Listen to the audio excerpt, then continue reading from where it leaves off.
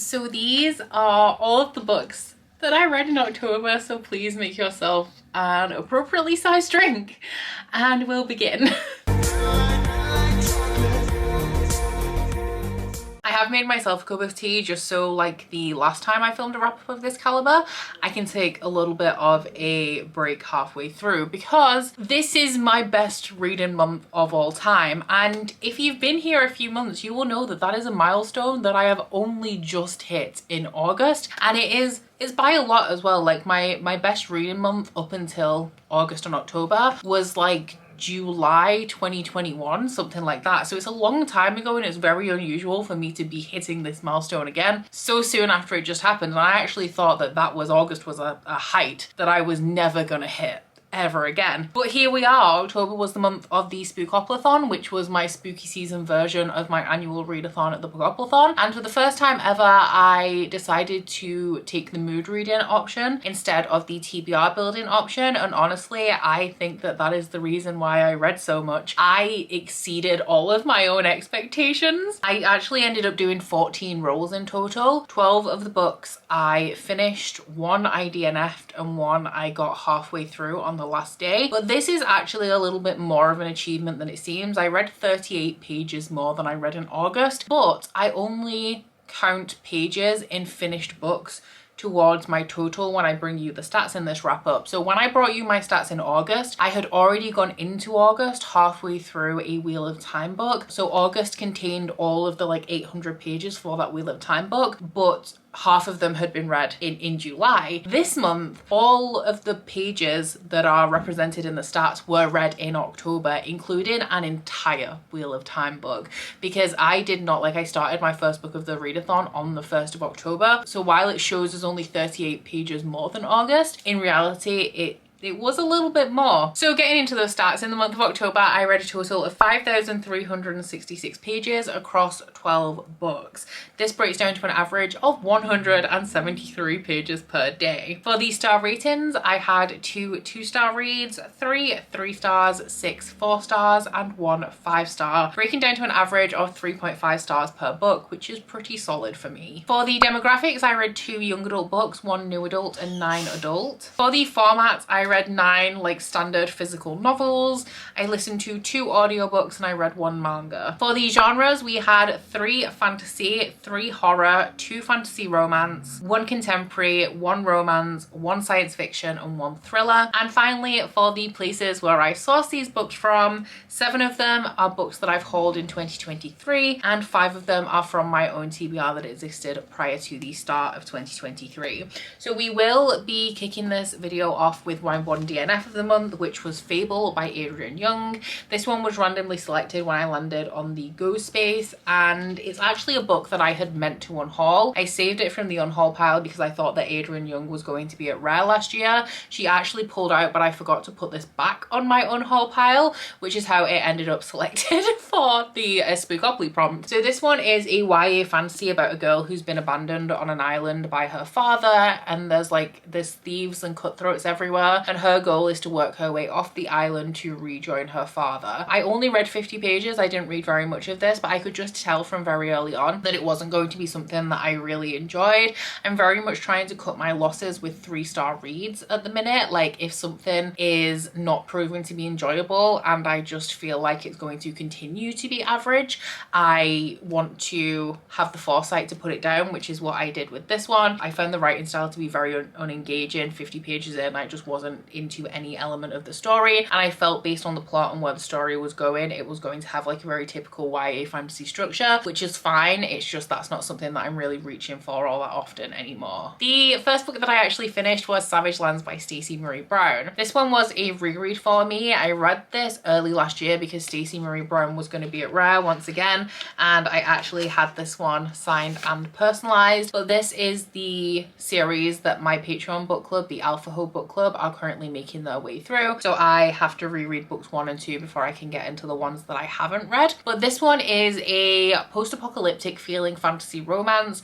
It's set in the city of Budapest, and about 20 years prior to the start of this story, the veil between the worlds of the Fae and the humans fell. This caused a big war which has since resolved, but the city is now split and we have a Fae and a human side and the savage lands in between, which is just like rife with poverty. So our main character is the daughter of a general that died shortly after the Fae Wars, and she's currently the ward of the king. And from her position of privilege, just essentially for the adrenaline rush to be honest, she steals drugs from the trains that transport them through the city from like the human to the Fae side, and she puts those drugs on the black market to get the medicine, the drugs into the hands of the people that need them, and also so the profits go to people who can make use of it as opposed to just lying in the pockets of the elite. One day when she's doing this, she's caught at the Fae checkpoint and thrown into a maximum security prison where she meets the war legend for the opposite side, Warwick Farkas. As well as reading this one for my first roll of the month, I actually selected the sequel Wildlands for my last roll, and this is the one that I've gone into November currently reading. I'm 168 pages into this one, but this series I would say is not the best written fantasy romance series that I've ever read. We have this very privileged girl that lives in a palace, and it does just feel very like 2015 YA. It does get darker as you move into the story, and content warnings in here for things like torture, abuse, and like threat of sexual assault as we get into the maximum security prison portions. But I feel like there is just something about this series that is so addictive and compelling. Like, there are elements of this definitely where I feel like they could have been executed better. We have multiple love interests, which I don't think is necessary. There are parts of it that come off cheesy. The main character has some like unexplained like raw sexual magnetism, which creates some like scenes that read very, very awkwardly, and there's a lot of romance in these first 2 books without it being actually the romance that you're invested in. But aside from all of that, there's just something about these books that keep me reading. They're pacey, they're engaging, and as soon as like Stacey Marie Brown is very good at doing what Jennifer L. Armentrout does, which is making you desperate to pick up the next book, because the last 50 pages are just so action-packed and end in a way that leaves you needing more. So the first time I read Savage Lands, I did give it 4 stars. On reflection, upon reread, I have lowered that rating to 3. However, I feel like I do pretty much enjoy it the same. It's just that my rating system has changed a little bit, with a bit more differentiation between like the range of like 2 to 4 stars. Previously, a book that I rated 3 stars was more like a book that I just thought was fine, or it was enjoyable in the moment but didn't leave a lasting impression. Now a 3-star rating is a book that I enjoyed, 4 is one that I really enjoyed, like loved but wasn't perfect, and 2 is what I previously used 3 stars for, which is books that are fine and I'm not that invested in. So I still feel like I enjoyed this one the same. It's just my rating system that's adjusted slightly. I then picked up a horror, which is one of my recent book of the month books, and that is The Stranger Upstairs by Lisa M. Matlin. I had no idea what I was getting into. Like, it's been a long time since I've read any horror. Obviously there's all different types as well. I had no idea what to expect with this one, but it's following a woman who is a therapist and a lifestyle blogger, and her marriage is failing. So she buys this Victorian house. It's set in Australia, but it is a house where a man killed his wife, almost killed his daughter, and then went back into the house and killed himself. So it's laying untouched for around 40 years until this woman buys it, and it's very apparent from very early on that nobody actually wants her there. The neighbors are behaving strangely, and she's starting to notice strange things happening in the house. Now this reads very much like a thriller, I would say. We have a very unreliable narrator in here, and as the story goes on, you just have more and more questions as she becomes more and more unreliable. I would say that the first 200 pages, how long was this book? 270? The first 200 pages of this were a solid 3-star for me. I was enjoying them, but they weren't doing anything amazing. And then the last 70 pages made it a 4-star. I really liked how this resolved and how it ended. It does end almost on a speculative twist, which is something that I've not enjoyed in the past, but I really liked the way that it was done in here. It wasn't quite speculative. It was more like building into the mystery of the house, because like the thing that really stood out for me while I was reading this is that you don't know why this is a horror. When you're reading it, you don't know whether the threat is human, you don't know if the threat is imagined, you don't know if it's paranormal, like you have no idea what the actual threat is throughout the process of reading this book. And I feel like the way that it ended kind of really lended to that, and for that reason, in this one instance, I really enjoyed the speculative ending. I then picked up my 5-star read of the month, which is another book that I had literally no idea what I was going into with this one. The synopsis is vague. All I knew is that some of my friends really enjoyed it. I didn't even know if it was a thriller or a horror, but that was The Last House on Needless Street by Katrina Ward. So this one, I would call it a psychological horror, and like with The Stranger Upstairs, but also very unlike The Stranger Upstairs, this is a book where I just didn't have a clue what was going on, but to like 1,000,000 degrees. I had no idea what was happening the majority of the time that I was reading this, and I've never read a book that has made me feel so uncomfortable. I'm not going to give you too many details on the plot because I feel like going in blind is the way to get the best experience out of this book. But this is about a man who lives in the last house on Needless Street, and he lives with his daughter and his cat. We also have a female main character in here who is the sister of a girl that went missing, and you find out very early on in this book that there is a lot that is integral to the disappearance of this girl. She went missing, I think, almost 10 years before the start of this book. For some reason, our female main character has reason to believe that Ted might have something to do with it, so she moves into the house next door that's for sale and starts to watch him as she tries to figure out if it was him that was responsible for the disappearance of her sister. We have multiple perspectives in here. One of them is a religious cat, one of them is Ted, and I think the other one is the female main character. I think that's all of them. This just has such an uncomfortable atmosphere. Katrina Ward is very good at writing very mundane things in very unsettling ways. Like, I think she describes something in here as like worms crawling under somebody's skin or something similar to that. And it's just things like that and little descriptive bits like that that really add to the truly unsettling nature of this book. The way that she keeps you in the dark through the entirety of this is so well done, and also the way that she manipulates your emotions is masterful. Like, I had emotional whiplash in this book.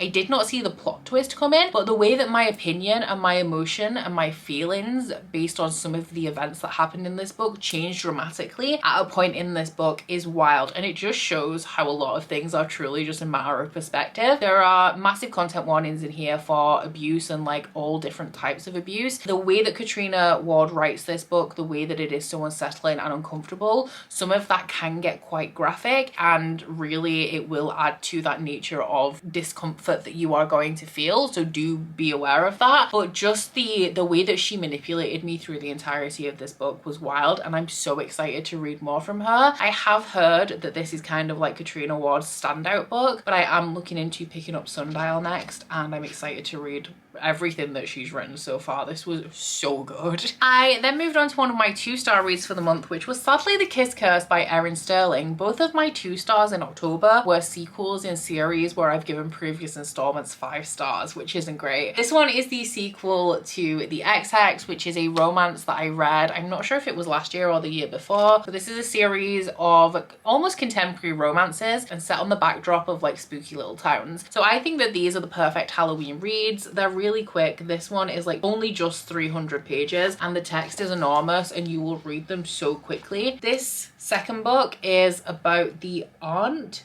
I can't remember if she's the aunt or the cousin of the main character of The XX, and she owns a magic shop in this spooky little town called Graves Glen. And in this town, they really lean into the Halloween atmosphere, like at that time of year, and really like lay it on thick for the tourists.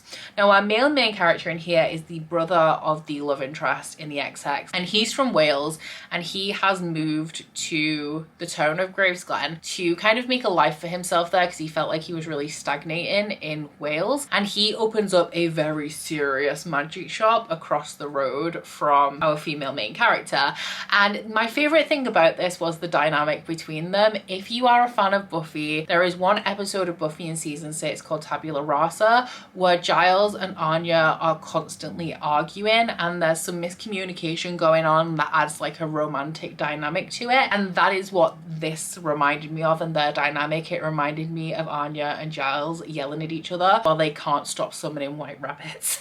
And I loved that dynamic. But there is something about this that I just didn't love. It just didn't hit the same way that the XX did. It was fine. Like, these are predominantly a romance, so they're not like the plottiest books you're ever gonna read. But I felt like this one was lacking plot even more. And there was a plot there. It's just I didn't find that it was very interesting, and I just wasn't feeling the romantic elements aside from the early dynamic we have of like these two hating each other. So I don't know whether I just read the XX at the perfect time, because I thought that the XX delivered on everything that it said it was going to really, really well. And I don't know whether it just wasn't the perfect time that I was reading this one, but I enjoyed it a lot less than I did the XX. And there is going to be a third book in this series with the third brother, but I don't really know how I feel now. I don't know if I want to continue. So I guess we'll see. When it's released, I'll make a decision. I then finished book 5 in the Wheel of Time series, which I had been reading alongside everything else I've already mentioned,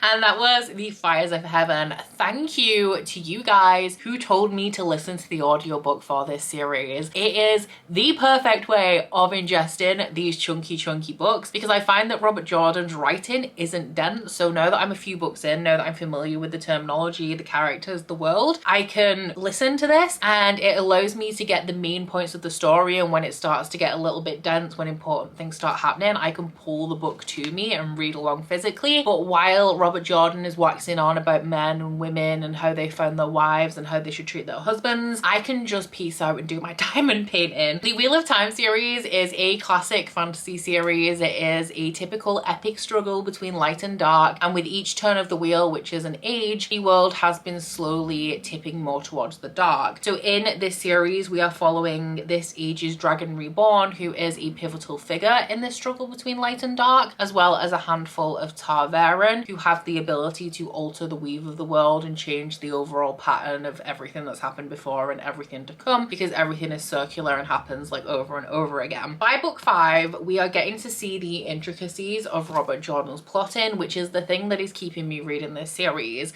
I did give it 3 stars. At this point in the series, I don't really foresee myself reading any book in this series 5, but I am really enjoying getting into the nitty-gritty of the plot, seeing Robert Jordan's foresight for the series, like how far in advance this must have been planned for him to be slowly tying things together. And I truly think that Robert Jordan is a very good plotter, like a very good crafter of stories. I don't necessarily think he's a very talented writer, and that is the disconnect in this series for me, because the writing style is 2 stars, the plot is 4, and the audiobook with the performance of the narrators, who are, it's Kate Redding, and why do I never remember the other guy? They're the Sanderson narrators as well. Michael Kramer. It's Kate Redding and Michael Kramer, and their performance really helps to add to this experience. They're both very good, and it's ultimately now the best way to ingest this series for me. So I will link the live show that we did for this book in case you guys are interested in finding out a little bit more spoilery. At this point, 5 books into this series, there's not really too much that I can say about it that isn't spoilery, because in terms of my enjoyment, it's pretty much same as always. And I will also be posting the spoiler video on this book, which I have made, I just haven't edited yet, very soon, so keep an eye out for that if you are following along with my spoilery thoughts on this series. I think that this is one of the best books in the series for me, but obviously it's hard to judge because I found a way that is better for me to ingest these stories. I don't know whether it's actually a case of me just enjoying the reading experience more than I have, because this made this book feel a lot less long-winded for me and a lot less tedious, which obviously made me enjoy the reading process a little bit more as well. I then picked up a book that I was nervous about reading, and I'm happy to say that I really loved it, and that was The Demon King by Cinder Williams-Chimer. You'll all be happy to know that this is finally off my TBR. So this one is the first book in a YA fantasy series. It's one that I've been holding on to for a very long time, and have also been very nervous that I'm not going to love, because my time to enjoy YA fantasy by and large has passed now. I tend to like maybe 3 or 4 of every 10 YA fantasies that I read, but I'm happy to say that this is one of the ones that I really enjoyed, and I'm really excited to continue on with this series. This has 2 primary main characters. The first one used to be the leader of a street gang, and he has since moved on to more legal forms of work to protect his family predominantly, and the second one is a princess. Now, in this world, 1,000 years, I think, prior to the start of it, there was a wizard, a very powerful wizard called the demon king that kidnapped, I think she was the princess, not the queen at the time that she was kidnapped, and stole her away, and this caused outrage. So eventually the princess broke free, she returned back to the palace, and now she's like this legendary queen in the history of this world. Now, because of the kidnapping of that princess, there have been rules put in place since then, so the wizards are no longer allowed to marry into the royal line, and they also have their magic, like the amulets that they use to conduct their magic, is controlled by the clans. And throughout this, balance is created in the world where the wizards can never get so powerful that any of them can ascend to the level of the demon king. This is what the world wildly believes. However, it's not necessarily true, because there is a possibility that the princess was never kidnapped and that she actually went willingly, and this obviously changes the narrative and what actually happened with the demon king all those years ago. So it's one of those fantasies where the plot that is going on in the foreground now very much mirrors and relates to the plot of what happened 1,000 years ago, and some of the characters, like the princess, is obviously being of the royal line, is a descendant, like a distant descendant of this queen. There are also some plot lines in here that mirror some of the royalty that we have in Wheel of Time, which I thought was interesting, because one of the main plot lines in here is that the queen is actually behaving a little bit strangely, and more the queen is beginning to sound less like herself and more like the wizard. So it's very apparent that the wizards seem to be gearing up to break this like 1,000-year deal they've had that has kept their power in check. I thought that this book read kind of like an extended prologue. It was very much set up. It was getting us accustomed to the characters, getting to know them, a little bit of character growth on their part to get them into the position that they need for the true story to begin. So this very much felt like an introductory installment in the series, but already, like, I like the characters. The character of Raisa, who is the princess, is a princess. Like, she is naive, she's entitled, she's sheltered, and throughout the course of this book she learns from her actions. Like, she's put in situations where she has to confront her naivete and grow from that, which I really liked. Everything in here felt three-dimensional. We have a relatively complex plot, a relatively complex world, really dynamic, enjoyable, compelling writing, and characters that I enjoyed reading about, even in the ways that they're flawed. The way that they grow from that was really nice to see. Now, I do like the character of Raisa a little bit more than Han. Han felt like a little bit more all over the place in this installment, but as with Raisa, like, he is very much being prepared to be put into the position where he needs to be for the rest of the story to begin, and I have faith that his narrative is going to like come together a little bit more in the future installments. So very excited to continue with this one. I gave it 4 stars and I'm really happy that I actually ended up enjoying it. I then read my next 2-star, which is For You and Only You by, I nearly said by Joe Goldberg, and I'm pretty sure I do that every time. This is by Caroline Kepnes. It is the 4th Joe Goldberg book, and man, am I tired of these books at this point. The Joe Goldberg series, if you don't know, is a series of thrillers that are told in second-person perspective,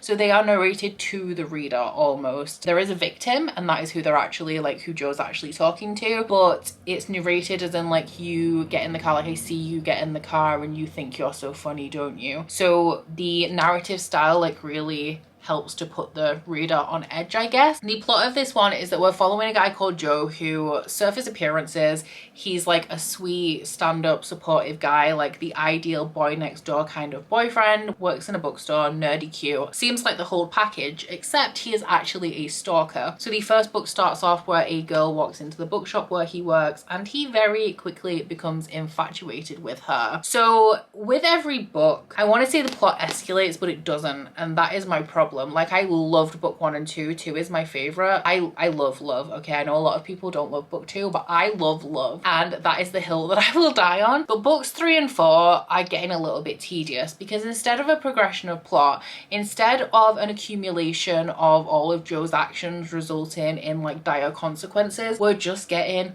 the same story over and over and over again with new characters in new locations. And I just feel like Caroline Kepnes is really truly milking this story because of the Netflix adaptation. Because I know that the first book was, I think, intended to be a standalone. She then wrote a second, like a little bit after that. And then with the Netflix show starting, the releases of these books are suddenly getting closer and closer together. And I truly just don't feel like it's necessary. Like, I just don't feel like she has an end goal in sight in this series. I feel like we need to have an accumulation of all of the little events that have happened leading up to some big sort of conclusion where we bring Joe's story to an end, because not only is this getting repetitive and tedious, with every installment Joe gets less and less likable, because the thing that I really liked about this series to start off with is that by putting the reader in Joe's head, the reader is naturally inclined to empathize with him when they're getting all of his rationalization for doing the things that he's doing. And some of the people that his victims are genuinely bad people, which makes you root for him a little bit more.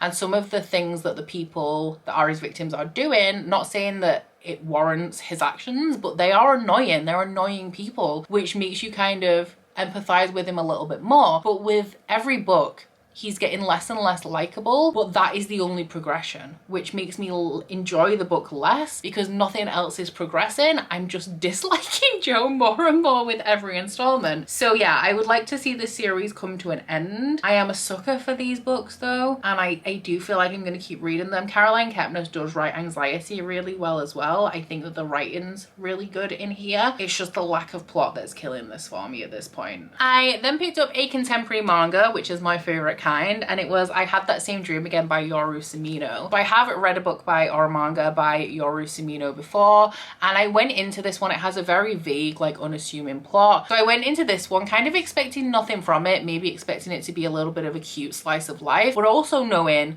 that I have been given whiplash by a plot twist in a Yoru Simino manga before. This one is about a girl who has been given a school project to present to the class what happiness means to her. So she is somebody who's very clever, she's very engaged in her studies, but she doesn't really get on with people very well. She's standoffish, she's a smart ass, which I really love about her. And all of her friends are people that she visits after school. So she has a friend that's in high school, a friend who is, I think she's like maybe late 20s, that lives by herself, and also an older lady that she visits. So she goes to each of these people and asks them what happiness means to them, with the hope of learning through their answers to present to the class what happiness means to her. Now, there is a twist in here that I really enjoyed, and as usual when I read contemporary manga, something that seemed kind of more surface level got unexpectedly deep real quickly, and I loved it. Now, I kind of want you guys to go into this with like very little expectations like I did.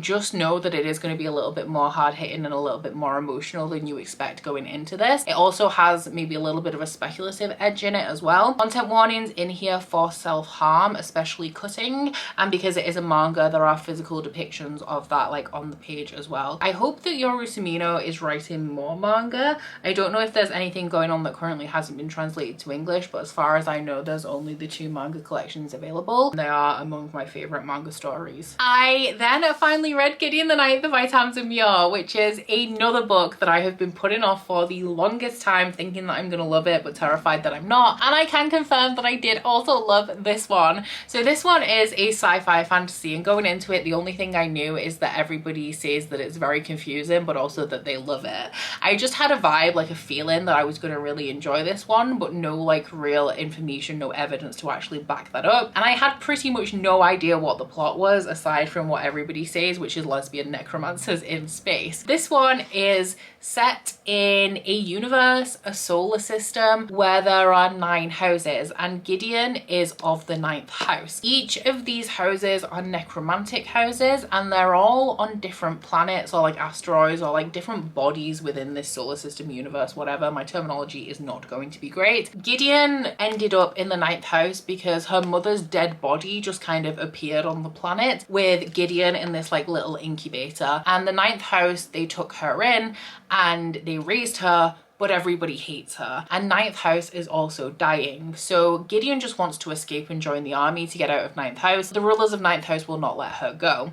So one day she plans her escape, and the daughter of 9th house stops her and offers her a deal. She's like, if you come with me, if you listen to what I have to say, then I will let you have your freedom. Harrow says that there is this competition. They've all been summoned by the emperor to become they're called lictors, I think, and the synopsis has a really really good, like, simple term to explain what a lictor is. It is an immortal, all-powerful servant of the resurrection. So Harrow offers Gideon her freedom, providing that Gideon acts as sentinel in this competition that will happen between all of the houses to choose the next lictors. And they all go to the first house where they're in this kind of like abandoned palace, and they have to complete a series of trials to become lictors, but it's not like a linear series of trials. They're given a cryptic clue and they have to kind of figure out what it means. I listened to the audio. Thank you to the people who gave me the recommendation of the audio for this.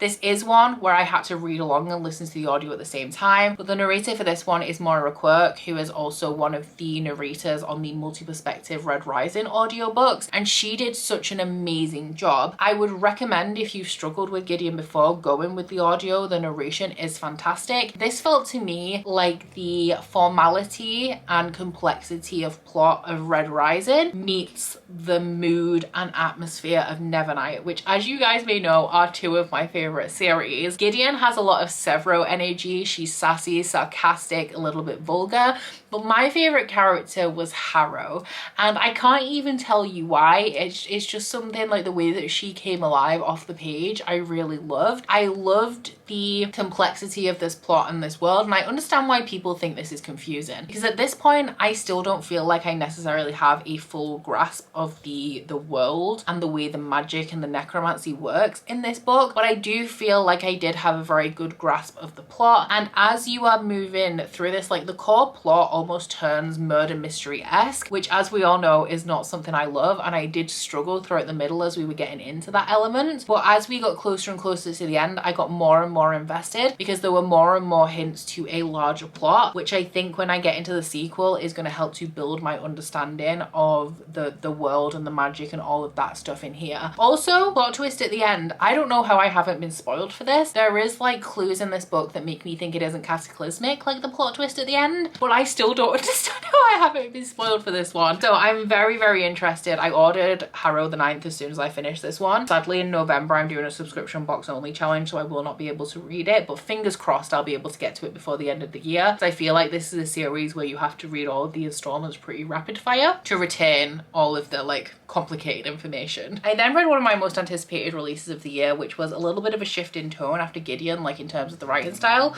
but that was The Shadow Cabinet by Juno Dawson. So this one is the second book in Her Majesty's Royal Coven series. It is a contemporary fantasy series set in the UK, following 4 women who were part of a coven. Like, they grew up together, they were a coven when they were kids, and they all signed up to Her Majesty's Royal Coven when they were older. Now, there was a war between the witches and the warlocks, and since the war, these 4 women have gone their separate ways, but they do still remain in touch because they were childhood best friends and like almost family to each other. So in this world, there is also a prophecy that there is a sullied child figure that is going to appear, and when the sullied child appears, it is going to herald the arrival of a demon that is going to bring about the end of days. So one of our characters is Helena, and she is the high priestess of Her Majesty's Royal Coven. She gets in touch with her old friend Neve, who is a vet in West Yorkshire, and asks Neve to come and check out this child that they found, who is very powerful, very magically gifted, but also is very shut down and will not communicate. So Helena asks Neve to take this child on and rehabilitate them to avoid them becoming the sullied child figure that is going to herald the demon that brings about the end of days. The plot twists in this series are wild, and the same is true of both of the books. Like, Her Majesty's Royal Coven ended on a wild note, and so did The Shadow Cabinet. I think that all of my thoughts on this one are pretty much the same as they were on the first book. I feel like this series is very consistent, which sometimes in sequels I'm looking for a step up, like I'm looking for the sequel to do better than book 1, but book 1 was so good in this series that I think it just maintaining that same level was like truly enough. I do struggle a little bit with Juno Dawson's writing style, because Juno Dawson typically writes more contemporary stories, and so the writing is quite simple, and I like a little bit more of a descriptive, a little bit more of a flowery writing style. So I feel like the books in this series are 4 stars for me because of that reason. But I really like the plot in here. I really like the discussion of things like intersectionality, gender, race, and and the place that that has within like government institutions and also society, and the way that that is challenged within these books. And I also feel like we do have a very strong fantasy plotline with characters that I actually really like. We also deal with complex discussions in here, like how far do you support the people that you love when, or like people that you grew up with that you love, when as adults you've grown into very different people? Like, how do you separate these connections that you have to these people with the actions that they're doing today? And where do you step up and be a friend and be a ride or die, and where do you draw the line and say like, no, this is too much?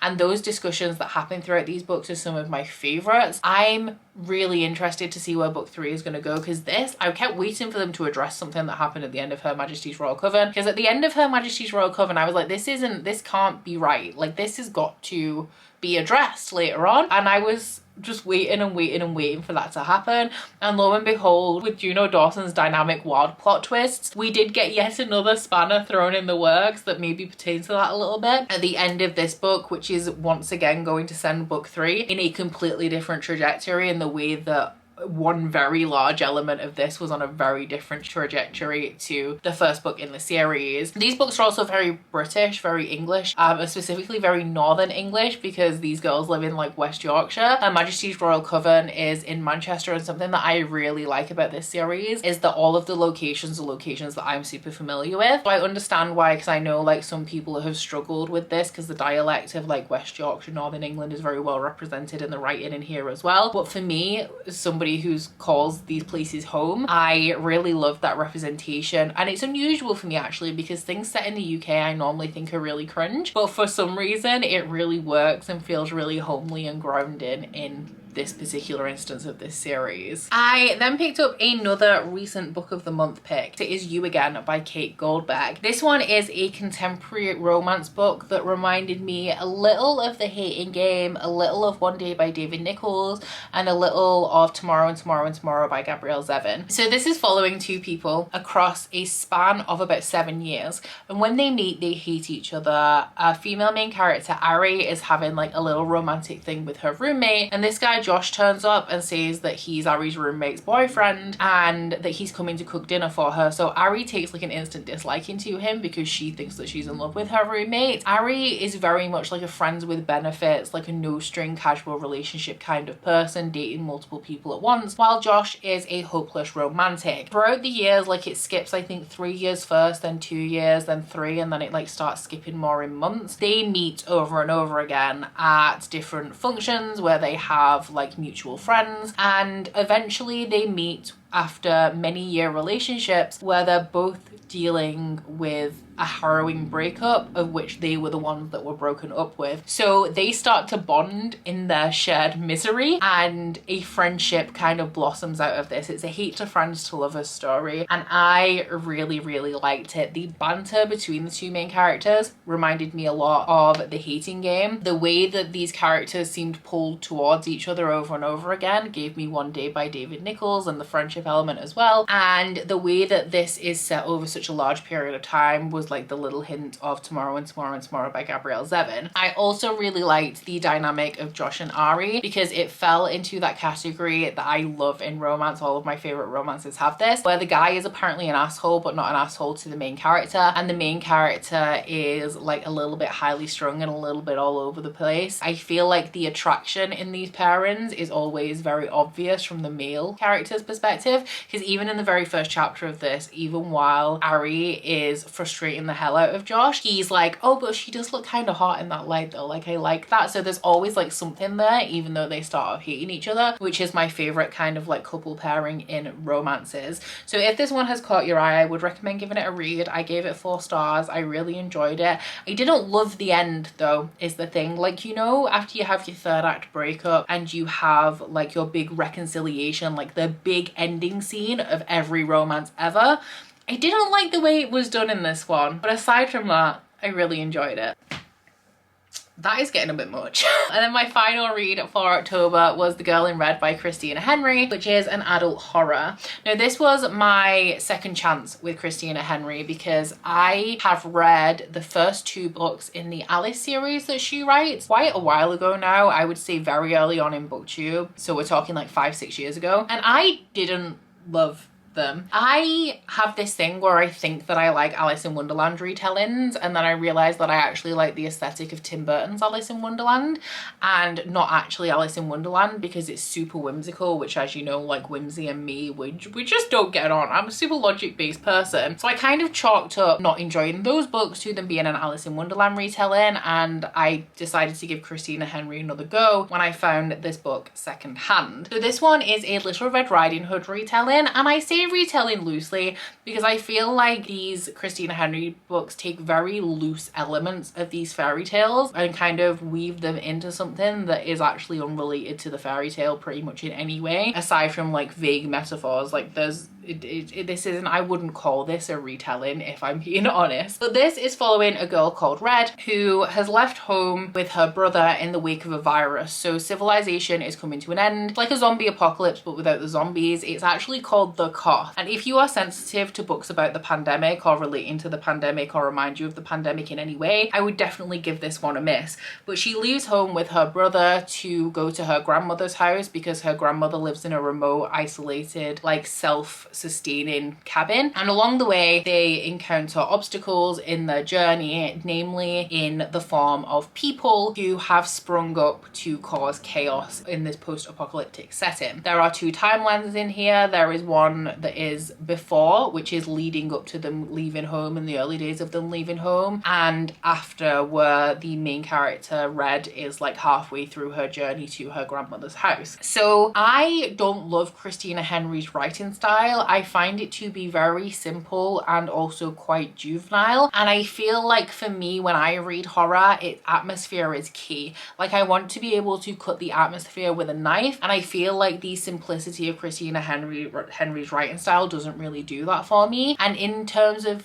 it being juvenile, I had to keep reminding myself throughout this book that the main character was 20 because she honestly read like she was around 15, and I honestly like believed she was a teenager until we got to certain instances sporadically throughout this book that reminded me that she was actually much older. All of the Christina Henry books that I've read, there is a recurring theme of like men being the monsters, men being the threat and the aggressor in her books. While this one did have layers, like there was an element to the virus that presented as the threat, I feel like there is like a strong focus across her books of like men being the dominant threat, which I'm not sure if that's something that I like. If I was picking a horror based solely on whether it sounded interesting to me, I don't feel like that's the kind of thing that I would go for. And considering that she does lean into that theme quite a lot, there were multiple occasions in this book where there was opportunity for things to go terribly wrong, and I just felt like they didn't. I felt like too many things went well or better than they could have done when there was so much opportunity for them to go horribly wrong. I did give this book 3 stars overall because when I got into the middle of it, like it did prove to be an enjoyable reading experience. Like I was enjoying the process of reading it. And I will say that Christina Henry's predictions of how society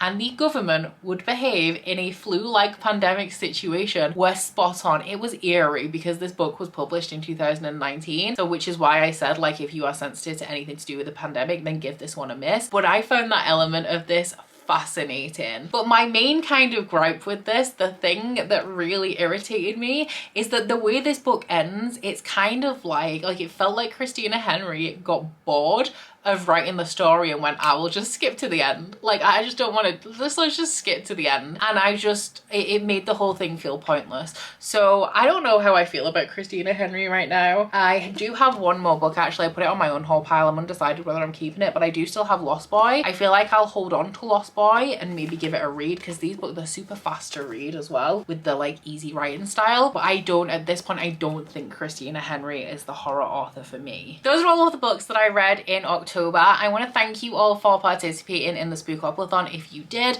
I do think this is definitely the best round of Spookoplathon that I've hosted, or the Bookoplathon that I've hosted, in terms of my participation. Like 100% without a doubt, it's my best reading month of all time. But I do feel like I have just generally had the best experience with this round, with it being a little bit more low-key, because generally I'm too stressed during Bookoplathon month to actually participate, and I'm really glad that that wasn't the case this time around. But thank you so much for participating if you did. I hope you enjoyed this round. Please let me know down in the comments how you got on with the Spookoplathon, how many books you ended up reading, and also if you have any thoughts and feelings on any of the books that I read. And aside from that, leave me a dice emoji in the comments if you don't have anything to say but you want to let me know that you were here. But aside from that, guys, please don't forget to like this video if you liked it, and subscribe if you wanna. If you head into my description box, you'll find links to my Goodreads, Instagram and Twitter if you'd like to follow me on any of those, as well as links to my Bookish Candle website, the Etsy for that, and a 10% off discount code. But that's it from me today, guys. Bye!